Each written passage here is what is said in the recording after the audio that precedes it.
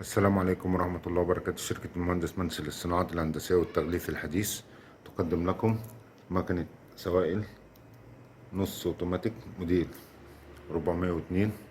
الماكينة سهلة الاستخدام سهلة التعامل. الماكينة بتشتغل على كمبروسر هواء، ما بتشتغلش بالكهرباء. الماكينة بتعبي السوائل الخفيفة والسوائل اللزجة. الماكينة بتعبي من جرام لحد 50 ملي. الماكينة بتعبي أنواع الزيوت بالكامل، بتعبي البرفان، بتعبي العصائر، بتعبي السوائل اللزجة زي الطحينة، جل، كريمات بأنواعها. النهاردة هنعمل لكم تجربة عملية على الزيت الحلو. هنا زيت الحلو، وده القدوس بتاعنا. القدوس بتاعنا ده بيشيل 10 كيلو. وده النزل بتاعنا. النزل ده هو اللي بيضخ الكمية. في نزل رفيع وفي نزل تخين. التخين ده بتاع السوائل اللزجة. هنا البكرة دي اللي بنحدد منها الكمية بتاعتنا.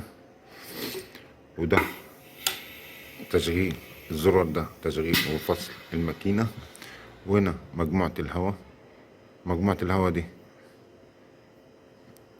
والخرطوم ده اللي جاي من الكمبروسر. وهنا زرارين الخرطومين دول اللي رايحين للدواسة. وهنا في ورا هنا تحكم لسحب وضخ الكمية سريعا أو بطيئا. هنجرب دلوقتي على زيت الحلو.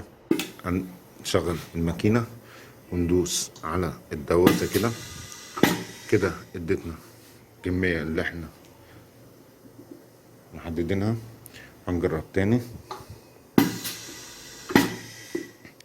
كده، ادتنا نفس الكمية. يبقى كده شركة المهندس منسي للصناعات الهندسية والتغليف الحديث تقدم لكم مكنة سوائل نص اوتوماتيك موديل 402. يقدمها لكم محمد عبد العظيم تحت إدارة وإشراف الباشمهندس أحمد حسن، مدير فرع مدينة نصر.